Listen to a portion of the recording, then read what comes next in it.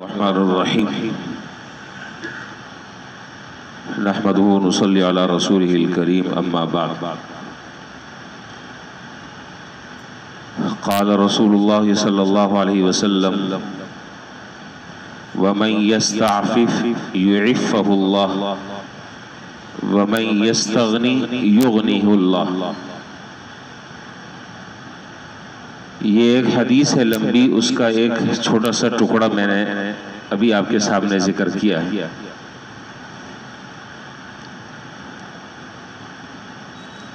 पहले तो इस हदीस के इस हिस्से का और इस टुकड़े का तर्जुमा सुन लें, फिर उसके बाद इसी से मुताल्लिक़ एक मुख्तसर सा वाक़या जिक्र करना है और फिर उसके बाद इन दोनों बातों को मिलाने के बाद जो नतीजा निकल रहा है, जो खुलासा है, वो उसको जिक्र करूंगा। ये हदीस का एक हिस्सा है, दो जुमले हैं जो अभी मैंने जिक्र किए। वमन यस्तअफ़िफ़ युइफ़्फ़हुल्लाह, जो आदमी अल्लाह ताला से इफ़्फ़त और पाकदामनी तलब करेगा, अल्लाह जरूर उसे इफ़्फ़त और पाकदामनी अता फरमा देंगे। ऐसा हो नहीं सकता कि आदमी अल्लाह ताला से पाकदामनी, इफ़्फ़त, पाकबाजी मांगे और अल्लाह ताला उसे न दें। ऐसा नहीं हो सकता, जरूर अल्लाह ताला उसे अता फरमाएंगे। दूसरा जुमला है वमन यस्तग़नी युग़निहिल्लाह, और जो आदमी अल्लाह ताला से ग़िना तलब करता है, अल्लाह ताला उसे जरूर ग़िना अता फरमा देते हैं। हाफिज़ इब्न कसीर रहमतुल्लाह अलैह की शोहर आफाक किताब अल बिदाया व निहाया, जो अरबी में और कई जिल्दों में ज़ख़ीम किताब है, ये एक सच्चा वाक़या हाफिज़ इब्न कसीर रहमतुल्लाह अलैह ने अल बिदाया व निहाया में जिक्र किया है। तुर्किस्तान आपने नाम सुना होगा, एक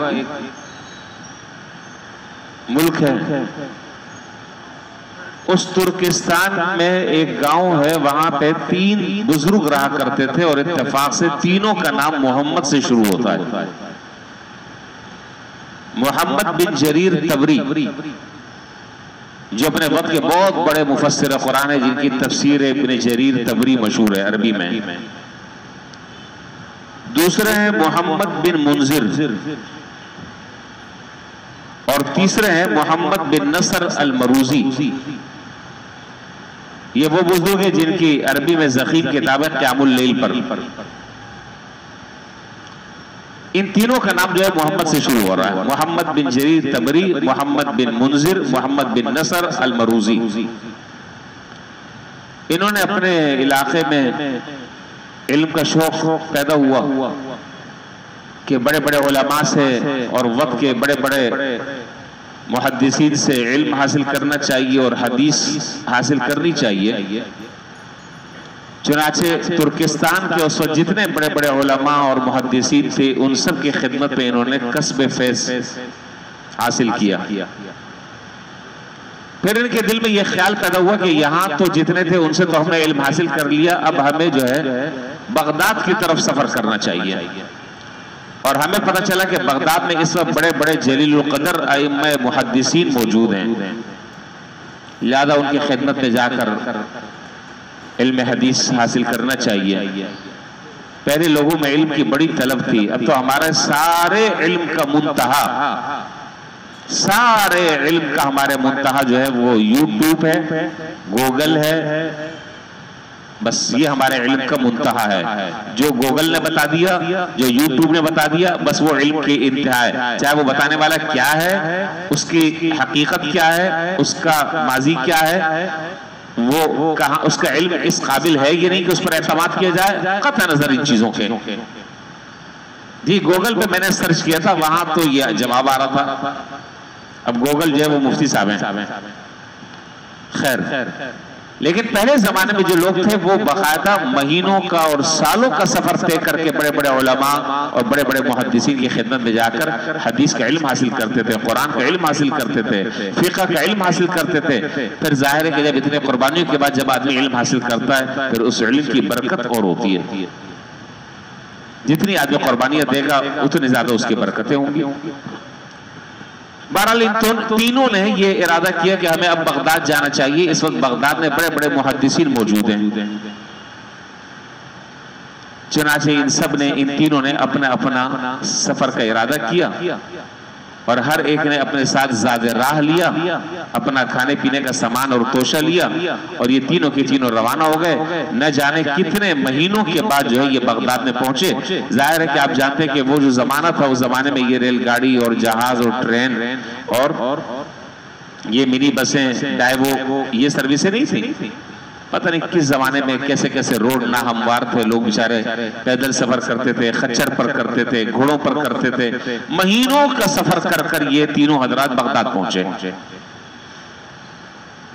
अब जाहिर है कि जितना इन्होंने ज़ादे राह अपने साथ लिया था, तोशा लिया था, रास्ता चूंकि लंबा था, वो सारा ज़ादे राह जो है तोशा वो रास्ते में खत्म हो गया। जब ये बगदाद पहुंचे हैं तो बिल्कुल इनका थैला खाली।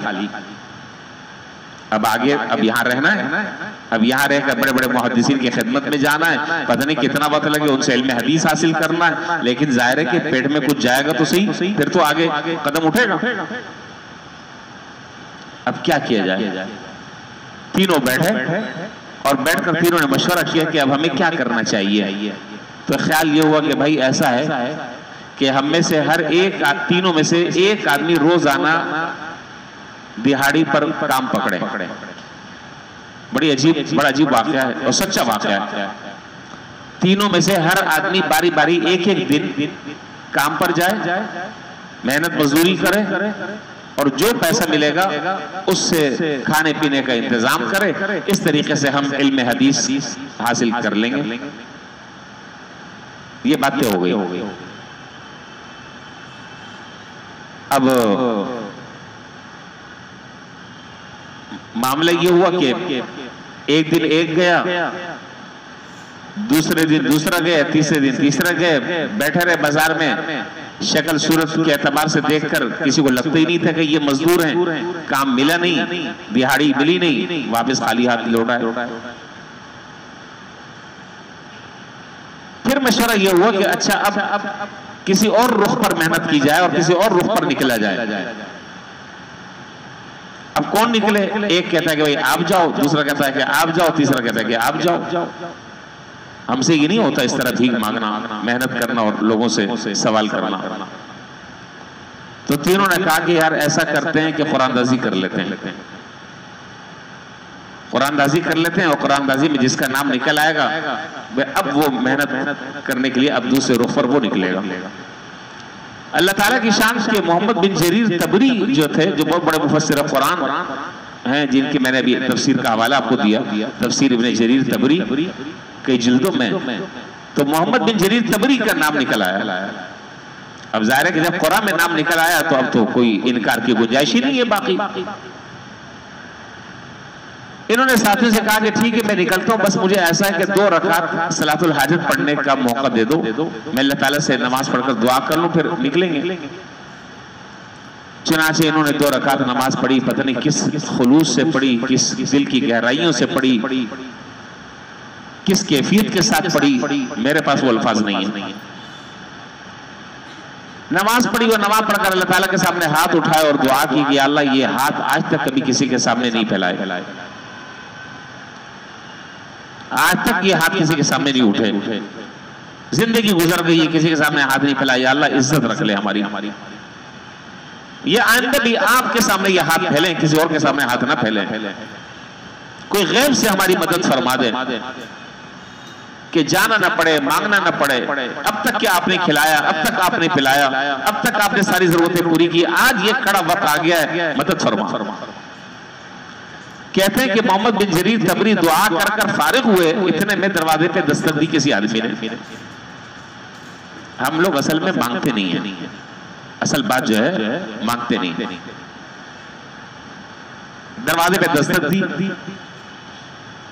खोला तो एक साहब एक बहुत बड़ा ख्वान लेकर, सेनी जिसमें मुख्तलिफ किस्म के अनवा अक़साम के खाने, उस पर दस्तरखान लगा हुआ, वो खान लेकर वो साहब पहुंचे और कहा कि जी बगदाद के हाकिम ने आप तीनों के पास भिजवाया है। और तीनों आदमियों का नाम लिया कि मोहम्मद बिन जरीर तबरी कौन है, मोहम्मद बिन मुंजिर कौन है, मोहम्मद बिन नसर अल मरूजी कौन है।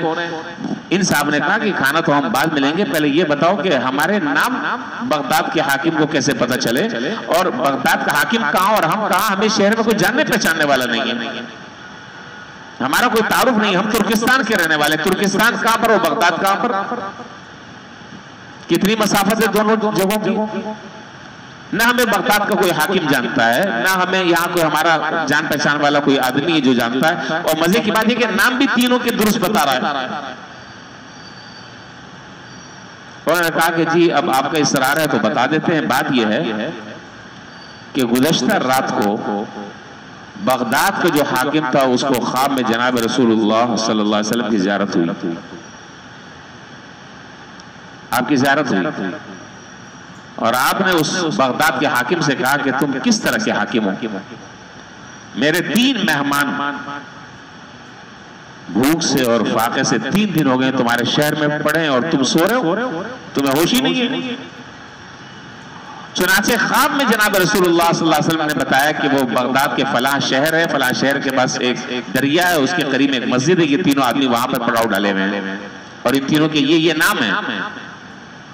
चुनाचे वो साहब उनकी तरफ से बगदाद के हाकिम की तरफ से खाना लेकर आए और आकर उन तीनों को दिया। तो ये वाकया हाफिज इब्न कसीर रहमतुल्लाह अलैह ने जिक्र किया, और इससे नतीजा क्या निकला, नतीजा ये निकला, मैंने जो अभी हदीस पढ़ी कि यस्तगनी युगनिहिल्लाह, जो आदमी अल्लाह ताला से इस्तिगना तलब करता है अल्लाह उसे इस्तिगना जरूर देते हैं। जो आदमी अल्लाह ताला से मांगता है अपनी हाजत, अल्लाह ताला से अपनी जरूरत मांगता है, अल्लाह ताला जरूर उसको नवाजता है। ऐसा हो नहीं सकता कि आदमी मांगे और वहां से जवाब आए कि नहीं जी नहीं मिलेगा।